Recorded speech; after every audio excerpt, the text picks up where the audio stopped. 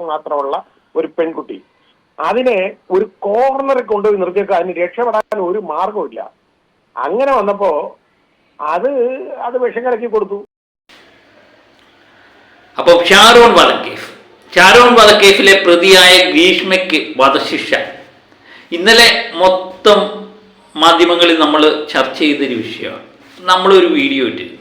ആ വധശിക്ഷ ഹൈക്കോടതി നിലനിൽക്കുമോ എന്നുള്ള സംശയം ഉന്നയിച്ചുകൊണ്ടായിരുന്നു ഞാൻ വീഡിയോ ചെയ്തത്. അപ്പം അതുമായിട്ട് ബന്ധപ്പെട്ട പല വിമർശനങ്ങളും ഒരു വശത്തു നിന്നുണ്ട്. ഒരു വശത്തു നിന്ന് അർഹത ഉള്ള ശിക്ഷ തന്നെയാണ് ഗ്രീഷ്മയ്ക്ക് കിട്ടിയത് എന്നുള്ള നിലപാടാണ്. ഭൂരിപക്ഷത്തിനും അവൾ അത് അർഹിക്കുന്നു എന്ന് തന്നെയാണ് ഭൂരിപക്ഷവും നിലപാട് സ്വീകരിക്കുന്നത്. പക്ഷേ നിയമത്തിൻ്റെ ചില പ്രശ്നങ്ങൾ ഹൈക്കോടതിയുണ്ട്, സുപ്രീം കോടതിയുണ്ട്.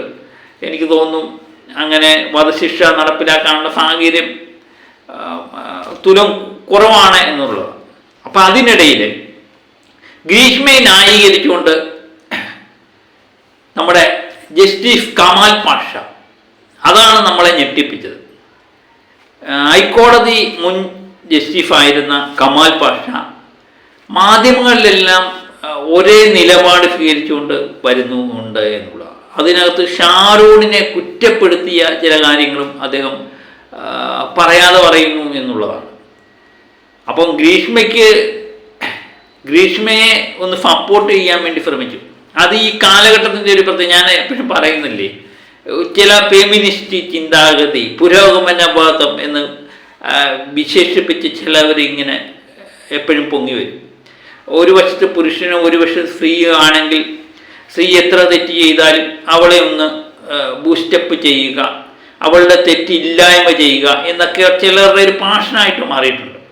അതിലൊരാളാണ് ജസ്റ്റിസ് കമാൽ പാഷ എന്ന് എനിക്ക് തോന്നുന്നു. ഇദ്ദേഹത്തിന് എനിക്ക് ഭയങ്കര ബഹുമാനമായിരുന്നു. അദ്ദേഹത്തിൻ്റെ പല കേസുകളും അദ്ദേഹത്തെ ഇപ്പോഴും സപ്പോർട്ട് ചെയ്തൊക്കെ നമ്മൾ സംസാരിച്ചിട്ടൊക്കെയുള്ള. പക്ഷേ ഈ കാര്യത്തിലെ അദ്ദേഹത്തിൻ്റെ നിലപാട് എന്താണ് ഇങ്ങനെ പറയുന്നത് എന്ന് തോന്നിപ്പോയി. ആ അവസ്ഥയിലേക്ക് അദ്ദേഹം അത്രമേ താഴ്ന്ന രീതി തന്നെയാണ് അദ്ദേഹം സംസാരിച്ചത്. നമുക്ക് അദ്ദേഹം കൊടുത്ത ഒരു മാധ്യമത്തിന് കൊടുത്ത ചില സംഭാഷണ ശകലങ്ങൾ ഒന്ന് കേൾക്കാം.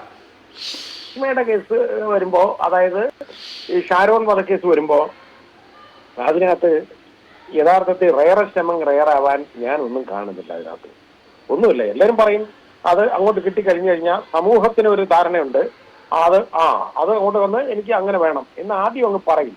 പക്ഷെ നമ്മൾ ചിന്തിക്കണം, 24 വയസ്സ് മാത്രമുള്ള ഒരു പെൺകുട്ടി, അതിനെ ഒരു കോർണറിൽ കൊണ്ടുപോയി നിർത്തിയേക്കുക, അതിന് രക്ഷപ്പെടാൻ ഒരു മാർഗമില്ല. അങ്ങനെ വന്നപ്പോ അത് വിഷം കലക്കി കൊടുത്തു. വിഷം അത് കലക്കി കുടിക്കാൻ പറ്റുമെന്നും അതിൽ നിന്ന് ഇവൻ ചോദിച്ചപ്പോൾ ഒഴിച്ചു കൊടുത്തെന്നും ഒക്കെ പറയുന്നത് എത്രത്തോളം ശരിയാണെന്ന് എനിക്ക് തോന്നുന്നില്ല. പക്ഷെ അതിന്റെ മൊഴിക്കകത്ത്, അതായത് പ്രോസിക്യൂഷൻ തന്നെ ഹാജരാക്കിയിട്ടുണ്ട്, ഇത് ലൈസോൾ കുടിച്ച് ആത്മഹത്യ ചെയ്യാനായിട്ട് ശ്രമിച്ചു. അതെടുത്ത് കുടിച്ചു. അങ്ങനെ ആശുപത്രി കൊണ്ടുപോയി, അതിനെ മെഡിക്കൽ കോളേജിലായിരുന്നു. അപ്പൊ മജിസ്ട്രേറ്റ് അതിന്റെ മൊഴി രേഖപ്പെടുത്തി കഴിഞ്ഞപ്പോൾ ഇത് ഇങ്ങനെയുള്ള കാര്യം പറഞ്ഞു, ഇങ്ങനെ പോകാൻ ഒരു തവണ ഇതുപോലെ പോകണ്ടായിട്ട് വന്ന് അത് കഴിഞ്ഞിട്ട് അത് വെച്ചോണ്ട് തന്നെ ഭീഷണിപ്പെടുത്തി ഒരുപാട് ഇടത്ത് ഇതുപോലെ പല പ്രാവശ്യം ഉപദ്രവിച്ചപ്പോൾ എല്ലാം ഇയാൾ വീഡിയോ എടുത്തു വെച്ചു. അവന്റെ ഈ 6-7 ബിറ്റ് വീഡിയോ ഉണ്ടായിരുന്നു ഇതിന്റെ. അപ്പൊ ഇത് വെളിവാക്കും. ഇതിന്റെ നഗ്ന ദൃശ്യങ്ങൾ വെളിവാക്കി കഴിഞ്ഞാൽ അതിന് വേറെ കല്യാണം കിട്ടത്തില്ല. ഇതിനെ ഒരുപാട് ശാരീരികമായിട്ട് അതിനെ അടിക്കുകയും ചെയ്ത് അടിച്ചിട്ട് പറഞ്ഞ് എനിക്ക് കിട്ടാത്തത് വേറൊരുത്തിന് കിട്ടണ്ട എന്ന് പറഞ്ഞ് വേറെ കല്യാണം കഴിക്കണ്ട, അത് റെഡിയാക്കുമെന്നാണ് പറഞ്ഞത്. അങ്ങനെ വന്നപ്പോൾ അതിന് നിവൃത്തിയില്ലാതെ വേറെ മാർഗമൊന്നുമില്ല. അതിന്റെ ഈ ബുദ്ധി തോന്നിയത് ഇതേ ഉള്ളൂ, ഇമ്മെച്യൂരിറ്റി ഓഫ് മൈൻഡാണ്. അതിന്റെ മാനസിക വികാസം ഇല്ല. അതിന് 24 വയസ്സല്ലേ ഉള്ളൂ. അത് കണ്ടാണ് ഈ വീട്ടിൽ വിളിച്ച് കഷായം കൊടുത്തത്. ഞാൻ വീട്ടിൽ പ്രാർത്ഥിക്കാനൊന്നും പോയതല്ലല്ലോ ആ വീട്ടില്. അതും കൂടെ നമ്മൾ മനസ്സിലാക്കണം. അതിനകത്ത് ഒരു മിനിറ്റ് നേരത്തെ വൈകാരിക വിക്ഷോഭമല്ല, പ്രീ പ്ലാൻഡ് ആയിട്ട് ഇഞ്ചിഞ്ചായിട്ട് മരിക്കും.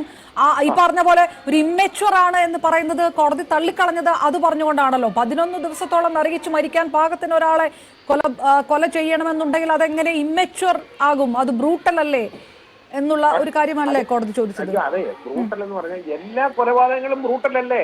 പക്ഷെ എല്ലാ കൊലപാതകങ്ങൾക്കും വധശിക്ഷ കൊടുക്കാൻ പറ്റുമോ? എല്ലാ മർഡറും ബ്രൂട്ടലാണ്. ബ്രൂട്ടൽ അല്ലാത്ത ഏതെങ്കിലും പ്രീ പ്ലാൻഡ് മോട്ടീവ് എന്ന് പറയുന്നത് മറ്റൊരു വശം കൂടിയായിട്ട് കോടതി അതിനകത്ത് കണ്ടിട്ടുണ്ടോ? വേറെ മാർഗം എന്തുകൊണ്ട് ഈ പെണ്ണിനെ രക്ഷപ്പെടാൻ വയ്യ? അതിനെ ഒരു കാരണവശാലും അതിനെ വെളിവിടുന്നില്ല. അതിന് കോർണർ ചെയ്ത് കൊണ്ടുവച്ചേക്കാണ്. അതിന് വേറെ മാർഗമൊന്നും ഇല്ല. അപ്പൊ ഇദ്ദേഹം എത്ര ലാഘവത്തോടെ ഒരു ചെറുപ്പക്കാരനെ ആസൂത്രിതമായി കൊല ചെയ്തു, അത് എത്ര ലാഘവത്തോടാണ് അദ്ദേഹം കാണുന്നത്. അദ്ദേഹം ഒരു നിയമം ജസ്റ്റിസ് അല്ലായിരുന്നു, എത്രയോ കേസുകൾ കണ്ടിട്ടുള്ള ഒരു വ്യക്തിയാണ്.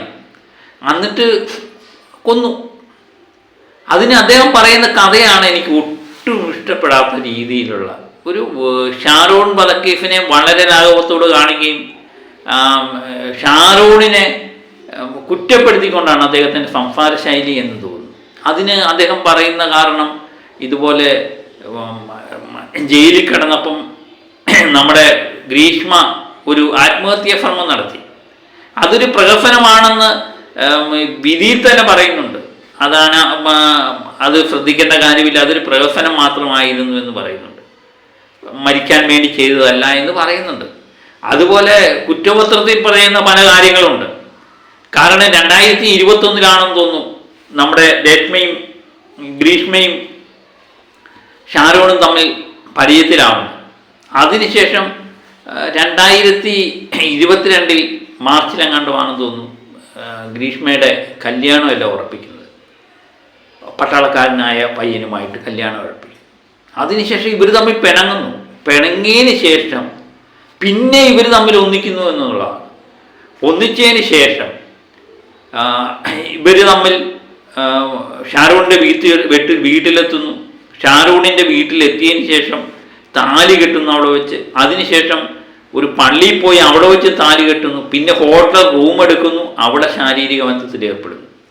അതിനുശേഷം പല പ്രാവശ്യം ശാരീരിക ബന്ധത്തിൽ ഏർപ്പെട്ടു എന്നുള്ളതാണ്.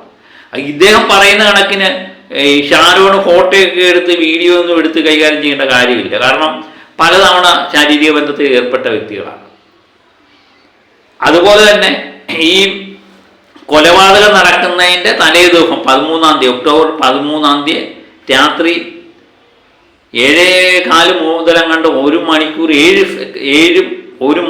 7 മിനിറ്റോളം ലൈംഗിക ചെവിയുള്ള സംസാര രീതികൾ ഇവർ രണ്ടുപേരും തുടർന്നു എന്നാണ് പറയുന്നത്.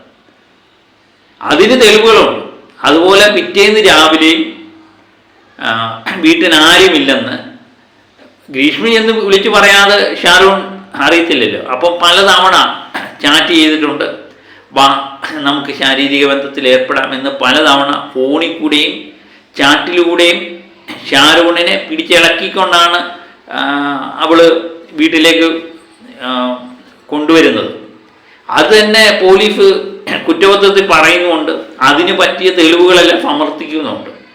ഈ ചാറ്റും അതുപോലെ ടെലിഫോൺ സന്ദേശങ്ങളും എല്ലാം ഡിലീറ്റ് ചെയ്യാൻ വേണ്ടി ഇവൾ മറന്നില്ല. പക്ഷേ അത് ക്രൈംബ്രാഞ്ച് കണ്ടെത്തുകയൊക്കെ ചെയ്തു. അതെല്ലാം കോടതി സമർപ്പിച്ചിട്ടുണ്ട്. അതിൻ്റെയൊക്കെ അടിസ്ഥാനത്തിൽ തന്നെയാണ് ഇത് ആസൂത്രിതമായ കൊലപാതകം എന്ന് പറയുന്നത്. ഈ കൊലപാതകം നടക്കുന്നതിന് കുറച്ചു നാൾ മുമ്പ് ഷാരൂണിനെ കൊല്ലാൻ വേണ്ടി വേറെയും പല പരിപാടികൾ നടത്തി. കാരണം ഗുളിക അമിതമായ രീതിയിൽ ജ്യൂസിലെങ്ങനെ കലർത്തി കൊടുത്തു, അത് കൈപ്പായതുകൊണ്ട് ഷാരൂൺ തുപ്പിക്കളഞ്ഞു. അതുകൊണ്ടാണ് അതിൽ നിന്ന് ഷാരൂൺ രക്ഷപ്പെട്ടത്. ഈ അമിതമായ ഗുളിക കഴിച്ചാൽ ശരീരത്തിനുണ്ടാകുന്ന പ്രവർത്തനങ്ങൾ എങ്ങനെയാണെന്ന് ഗൂഗിളിൽ നോക്കി ഇവള് റിസർച്ച് ചെയ്ത് കണ്ടുപിടിക്കുകയും ചെയ്തു. അതുപോലെ തന്നെ വിഷമുള്ളിൽ ചെന്നാൽ ഒരു മനുഷ്യൻ്റെ ശരീരത്തിലുണ്ടാകുന്ന ഭാവവ്യത്യാസങ്ങൾ എന്താണെന്നുള്ളത് അന്നേ ദിവസം രാവിലെ സെർച്ച് ചെയ്തിട്ടുമുണ്ട്.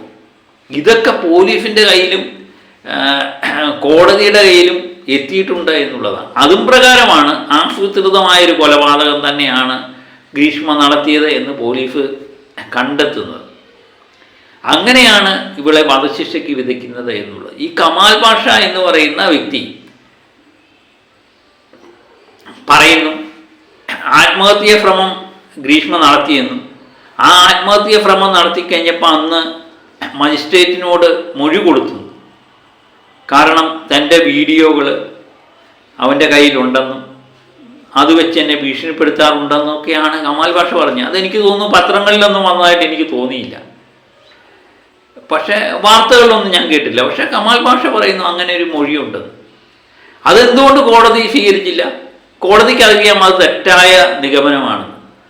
അപ്പം കമാൽ പാഷ അങ്ങ് സമർത്ഥിക്കുകയാണ് ഷാരൂണിൻ്റെ കയ്യിലാണ് തെറ്റ്.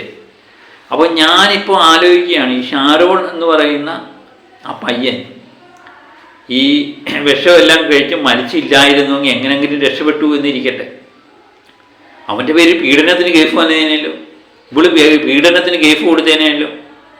എന്തായിരിക്കും അവസ്ഥ അല്ലേ? ഇവളെ പീഡിപ്പിക്കാൻ ശ്രമിച്ചു, അല്ലെങ്കിൽ ഇവിടെ നഗ്നചിത്രങ്ങളെടുത്ത് ബ്ലാക്ക് മെയിൽ ചെയ്യാൻ ശ്രമിച്ചു എന്നൊക്കെ പറഞ്ഞുകൊണ്ടുള്ള ഭീഷണി ഇവൻ്റെ പുറത്ത് വന്നേനല്ലോ. അങ്ങനെ ഇവള് കേസിൽ നിന്ന് രക്ഷപ്പെട്ടേനെ.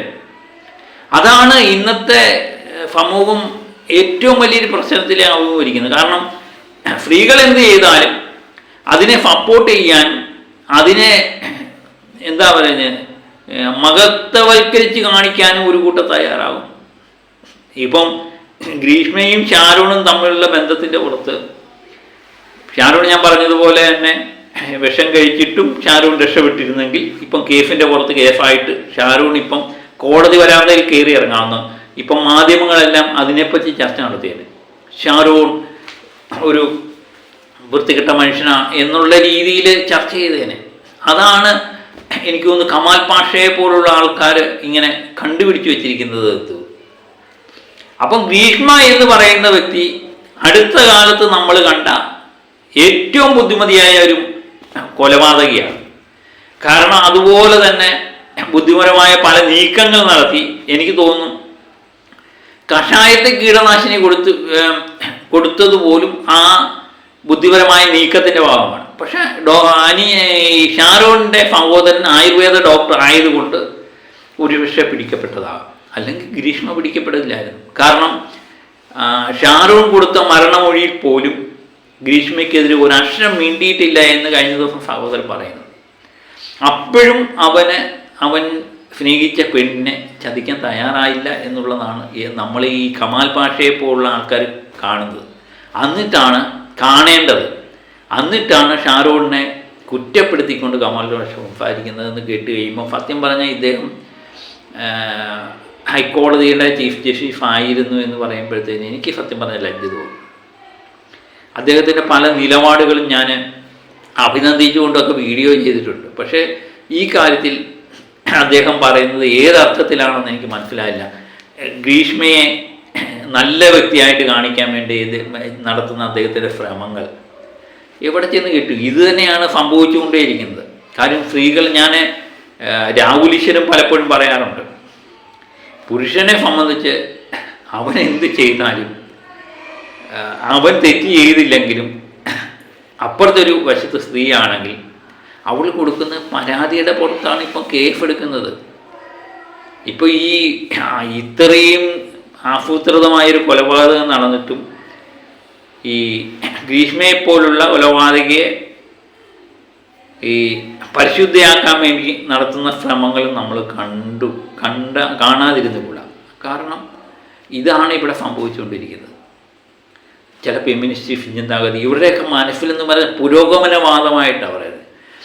മറുവശത്ത് സ്ത്രീയാണെങ്കിൽ അവൾ തെറ്റ് കാണിച്ചില്ലെങ്കിൽ, തെറ്റ് ചെയ്താലും ആ തെറ്റ് പരിശുദ്ധിയാക്കാൻ വേണ്ടിയുള്ള ശ്രമങ്ങൾ നടത്തുമ്പോൾ ഇവരെന്തോ പുരോഗമന ചിന്താഗതിയിലേക്ക് വരുന്നു എന്നുള്ളതാണ് നമ്മൾ നോക്കിക്കാണേണ്ടത്. ഇതെന്താ കാലം അല്ലേ? നമുക്ക് മനസ്സിലാകുന്നേ ഇല്ല. ഏതായാലും ഗ്രീഷ്മ എന്ന് പറയുന്ന വ്യക്തി ഈ അടുത്ത കാലത്ത് നടന്ന കൊലപാതകങ്ങളിൽ വളരെ ആസൂത്രിതമായി നടത്തിയ കൊലപാതകം, അത് കോടതിക്ക് മനസ്സിലായി. കമാൽ പാഷയ്ക്ക് മനസ്സിലായില്ലെങ്കിൽ കോടതിക്ക് അത് മനസ്സിലായി. കോടതി അതിന് തക്ക ശിക്ഷ കൊടുക്കുകയും ചെയ്തിട്ടുണ്ട്. ഏതായാലും കമാൽ പാഷയുടെ വാക്കുകൾ, ഏതായാലും അദ്ദേഹത്തെ പോലെ എല്ലാവരും ബഹുമാനിച്ചുകൊണ്ടിരുന്നൊരു വ്യക്തിയായിരുന്നു. അദ്ദേഹത്തിൻ്റെ വാക്കിന് വിലയുണ്ടായിരുന്നു. പക്ഷേ ഇനി ആ വാക്കിനൊക്കെ എന്തുമാത്രം വിലയുണ്ട് എന്നുള്ളത് അദ്ദേഹത്തിൻ്റെ വീഡിയോയ്ക്ക് താഴെ വന്നേക്കുന്ന കമൻറ്റുകൾ നോക്കിയാൽ മനസ്സിലാവും. കാര്യം യാതൊരു വില ഇനിയും കൊടുക്കില്ല. കാരണം ഓരോ മനുഷ്യനും അവൻ്റെ വില കളയുന്ന ഇങ്ങനെയുള്ള സാഹചര്യങ്ങളിലാണ്. അപ്പം കമാൽ പാഷയെപ്പറ്റി നിങ്ങൾക്ക് എന്ത് തോന്നുന്നു? അദ്ദേഹം പറഞ്ഞതിനോട് നിങ്ങൾ യോജിക്കുന്നുണ്ടോ? ഞാൻ എൻ്റെ അഭിപ്രായം പറഞ്ഞതേ ഉള്ളൂ. അപ്പം മറ്റൊരു വീഡിയോയുമായി വീണ്ടും എത്താം. Okay, by.